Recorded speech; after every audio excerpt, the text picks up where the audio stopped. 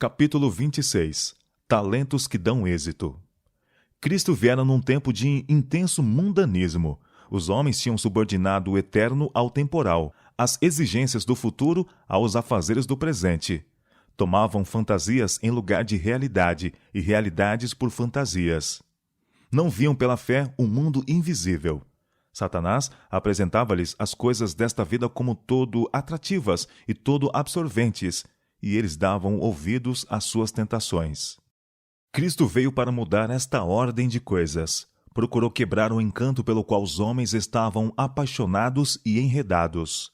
Em seus ensinos procurava ajustar as exigências do céu e da terra e dirigir os pensamentos do homem do presente para o porvir. Chamava-os da prossecução das coisas seculares para fazer provisão para a eternidade. Havia um certo homem rico, disse, o qual tinha um mordomo, e este foi acusado perante ele de dissipar os seus bens. O rico depositara todas as suas posses na mão deste servo, porém o servo era infiel, e o patrão foi convencido de que era defraudado sistematicamente. Determinou não mais tê-lo a seu serviço e procedeu a uma investigação de suas contas. Que é isto que ouço de ti? Disse. Dá contas da tua mordomia, porque já não poderá ser mais meu mordomo.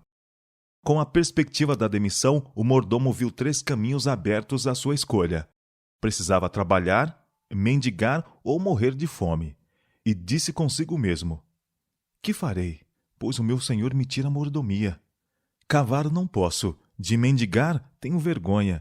Eu sei o que hei de fazer, para que quando for desapossado da mordomia, me recebam em suas casas.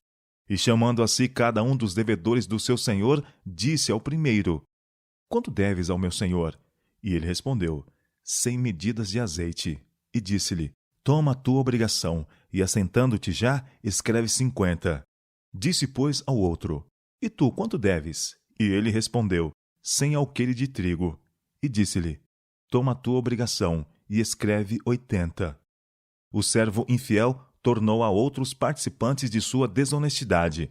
Defraudou o seu patrão para lhe ser útil, e aceitando este favor, colocavam-se sobre a obrigação de recebê-lo como amigo em suas casas. E louvou aquele senhor o injusto mordomo por haver procedido prudentemente. O homem mundano louvou a sagacidade daquele que o defraudara. O elogio do rico não era, porém, o elogio de Deus.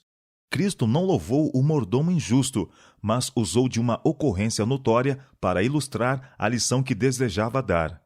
Granjeai amigos com as riquezas da injustiça, disse, para que quando estas vos faltarem, vos recebam eles nos tabernáculos eternos.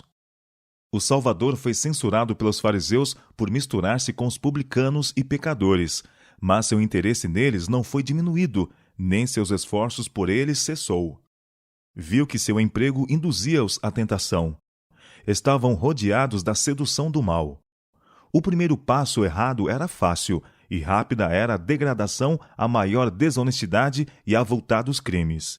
Cristo procurava por todos os meios ganhá-los para aspirações mais elevadas e princípios mais nobres.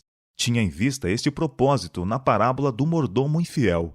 Havia entre os publicanos justamente tais casos como o apresentado na parábola, e na descrição de Cristo reconheceram seu próprio procedimento. Sua atenção estava arrebatada, e pelo quadro de suas práticas desonestas, muitos deles aprenderam uma lição de verdade espiritual. A parábola, apesar disso, era falada diretamente aos discípulos. O fermento da verdade fora-lhes dado primeiro, e por eles devia alcançar a outros. Os discípulos, a princípio, não entendiam muitos dos ensinos de Cristo, e muitas vezes parecia que suas lições eram quase esquecidas. Sob a influência do Espírito Santo, porém, estas verdades lhes foram posteriormente reavivadas com clareza, e pelos discípulos eram apresentadas vividamente aos novos conversos que se associavam à igreja. E o Salvador falava também aos fariseus.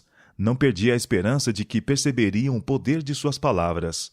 Muitos tinham sido convencidos profundamente, e quando ouvissem a verdade pela inspiração do Espírito Santo, não poucos se tornariam crentes em Cristo. Os fariseus tentaram difamar a Cristo, acusando de misturar-se com os publicanos e pecadores. Agora, ele voltou à condenação contra esses acusadores. A cena conhecida e ocorrida entre os publicanos expôs aos fariseus, representando tanto sua conduta como mostrando a única maneira pela qual poderiam redimir seus erros. Os bens do Senhor tinham sido confiados ao mordomo infiel para propósitos beneficentes, mas ele os usou para si. Assim fora com Israel. Deus escolhera a semente de Abraão. Com braço forte, libertara-os da escravidão do Egito. Fizera-os depositários da verdade sagrada para a bênção do mundo. Confiara-lhes os oráculos vivos para que comunicassem luz aos outros. Mas seus mordomos usaram estas dádivas para se enriquecerem e exaltarem. Os fariseus, cheios de importância e justiça própria, estavam dando má aplicação aos bens emprestados por Deus para usá-los para sua glória. O servo da parábola não fizera provisão para o futuro. Os bens a ele confiados para o benefício de outros, usou-os para si mesmo, porém, pensou só no presente. Quando a mordomia lhe fosse tirada, nada teria que pudesse chamar seu. Mas os bens do Senhor ainda estavam em suas mãos, e resolveu usá-los para precaver-se contra futuras vicissitudes. Para conseguir isto, precisava trabalhar consoante novo plano.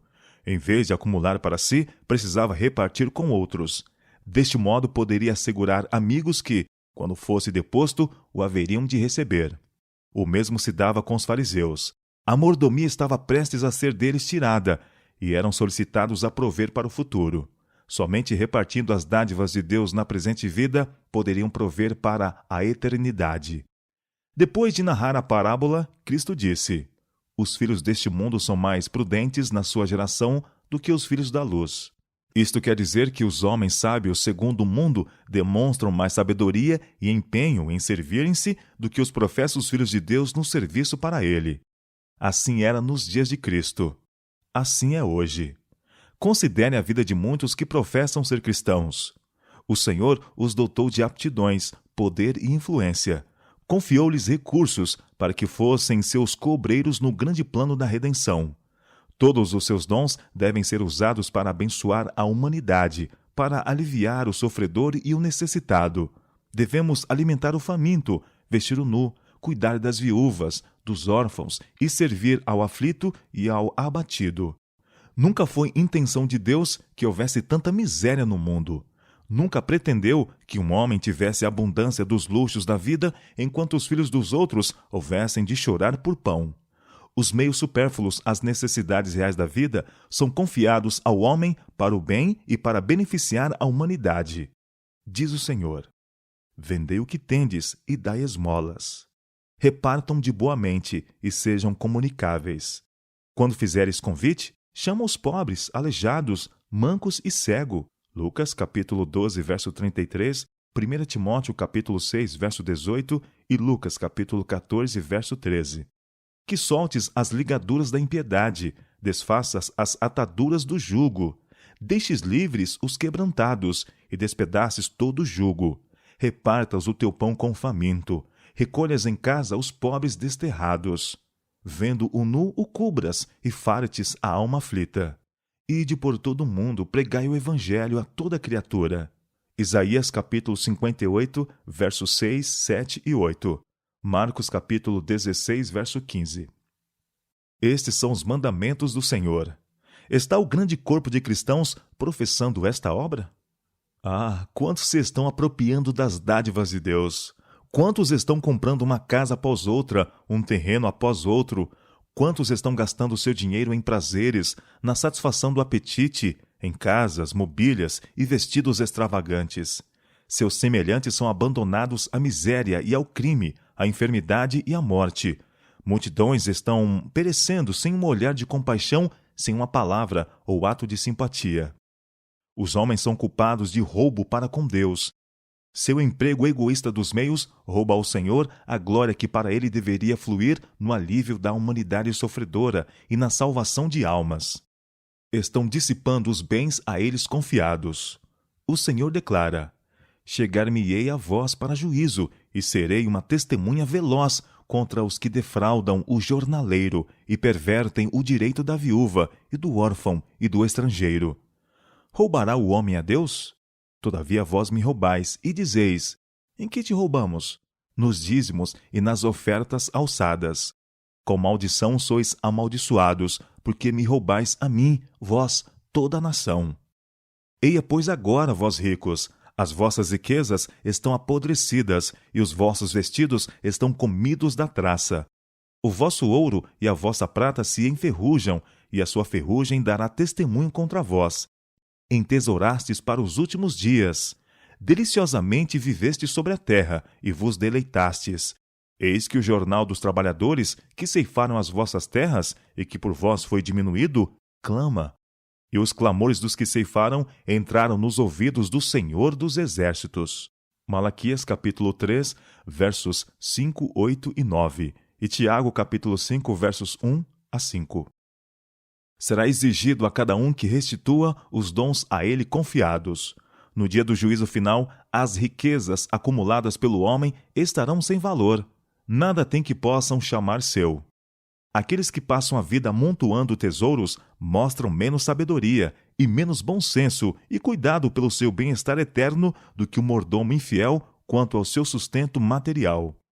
Menos sábios que os filhos do mundo, em sua geração, são estes professos filhos da luz. Estes são os de quem o profeta declara na visão do grande dia do juízo. Naquele dia o homem lançará às toupeiras e aos morcegos os seus ídolos de prata e os seus ídolos de ouro, que fizeram para ante eles se prostrarem, e meter-se-á pelas fendas das rochas e pelas cavernas das penhas, por causa da presença espantosa do Senhor e por causa da glória de sua majestade, quando ele se levantar para assombrar a terra. Isaías capítulo 2, versos 20 e 21. Granjeai amigos com as riquezas da injustiça, disse Cristo, para que quando estas vos faltarem, vos recebam eles nos tabernáculos eternos. Deus, Cristo e os anjos estão todos ministrando aos enfermos, padecentes e pecadores.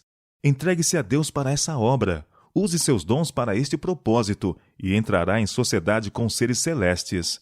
Seu coração palpitará em harmonia com deles. Assemelhar-se-á a eles no caráter. Não lhes serão estranhos estes moradores dos tabernáculos eternos. Quando as coisas terrestres tiverem passado, os vigias nas portas do céu o chamarão bem-vindo. E os meios usados para abençoar a outros trarão recompensa. Riquezas bem empregadas realizarão muito bem.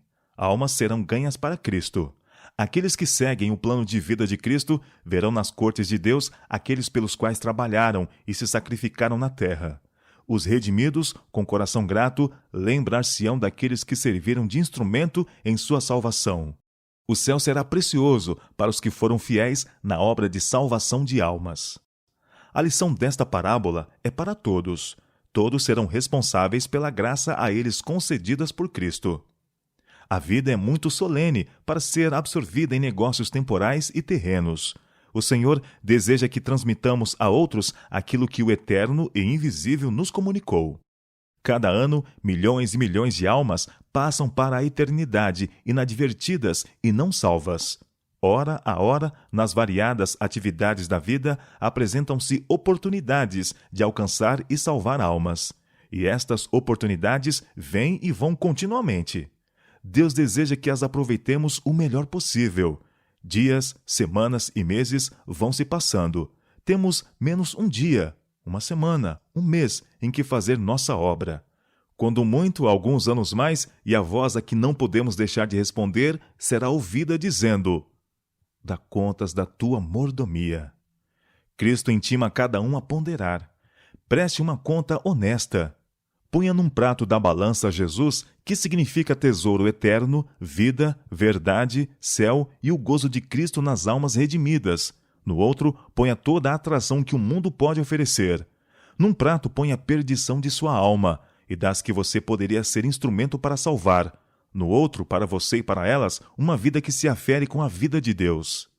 Pese agora e para a eternidade. Enquanto está ocupado nisto, Cristo diz: pois que aproveitaria o homem ganhar todo o mundo e perder a sua alma? Marcos capítulo 8, verso 36. Deus deseja que escolhemos o celestial em vez do terreno. Abre-nos as possibilidades de uma inversão celeste. Deseja prover encorajamento para nossas mais elevadas aspirações e segurança para o nosso mais dileto tesouro. Declara: Farei que um homem seja mais precioso do que o ouro puro e mais raro que o ouro fino de Ofir. Isaías capítulo 13, verso 12. Quando forem consumidas as riquezas que a traça devora e a ferrugem corrói, os seguidores de Cristo poderão rejubilar-se em seu tesouro celeste, em suas riquezas imperecíveis. Melhor do que a companhia do mundo é a dos redimidos de Cristo. Melhor que um título para o mais nobre palácio da terra é o título para as mansões que nosso Salvador foi preparar. E melhor que todas as palavras de louvor terreno serão as palavras do Salvador aos servos fiéis. Vinde, benditos de meu Pai, possuí por herança o reino que vos está preparado desde a fundação do mundo. Mateus capítulo 25, verso 34. Aos que dissiparam seus bens, Cristo ainda dá oportunidade para se assegurarem as riquezas duradouras. Diz ele: dai e ser-vos-á dado. Fazei para vós bolsas que não se envelheçam, tesouro no céu que nunca cabe, aonde não chega ladrão e a traça não rói. Manda aos ricos deste mundo que façam bem, enriqueçam com boas obras, repartam de boa mente e sejam comunicáveis, que entesorem para si mesmos um bom fundamento para o futuro, para que possam alcançar a vida eterna. Lucas capítulo 6, verso 38, Lucas capítulo 2, verso 33 e 1 Timóteo capítulo 6, versos 17 a 19. Deixe, pois, que sua propriedade o proceda no céu. Deposite seu tesouro ao lado do trono de Deus. Assegure seu título às inescrutáveis riquezas de Cristo. Granjeai amigos com as riquezas da injustiça, para que, quando estas vos faltarem, vos recebam eles nos tabernáculos eternos.